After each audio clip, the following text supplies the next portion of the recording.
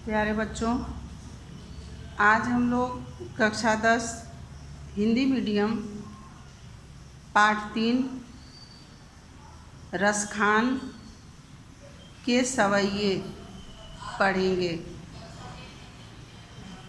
मानुष हौं तो वही रसखानी, बसों ब्रज गोकुल गांव के ग्वारन।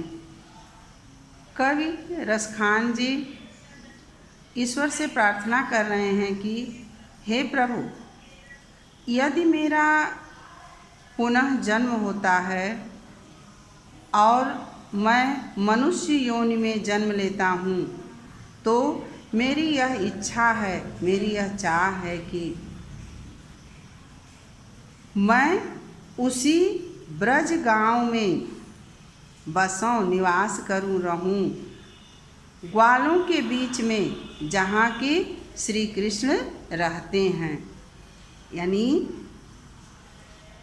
कवि की यह इच्छा है और वह अपनी प्रार्थना ईश्वर से कर रहे हैं कि हे प्रभु, यदि मेरा जन्म पुनः मनुष्य योनि में होता है तो मेरी यह चाह है, मेरी यह इच्छा है कि मैं ब्रज के गांव में ग्वालों के मध्य निवास करूं, रहूं।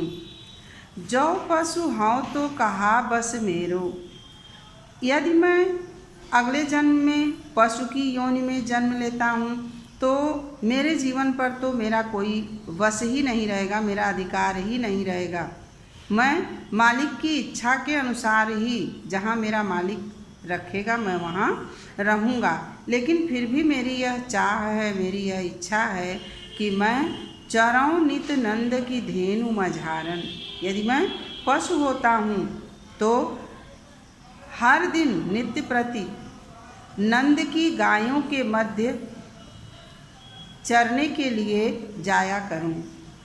पाहन हो तो वही गिर को जो कियो हरि छत्र पुरंदर धारण। और यदि मैं पत्थर बनता हूँ तब मेरी यह चाह है कि मैं उसी पर्वत का, उसी पहाड़ का पत्थर बनूं जो प्रभु श्री कृष्ण ने छाता की तरह अपनी उंगली पर ब्रज गांव को इंद्र के कोप से बचाने के लिए धारण किया था। यानी मैं गोवर्धन पर्वत का पत्थर बनना चाहता हूँ। जौ खग हो तो बसेरो करऊँ, मिली कालिंदी कूल कदम्ब की डारन।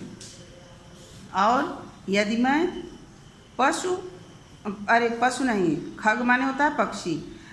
जो खग हों तो बसेरो करऊँ, यदि मैं पक्षी बनता हूँ, यदि मेरा जन्म पक्षियों की योनि में होता है तो मेरी यह इच्छा है कि मैं कालिंदी यानी यमुना नदी के तट पर, किनारे पर स्थित कदम्ब के वृक्षों की डालों पर निवास करूं, ऐसा मैं चाहता हूं। धन्यवाद।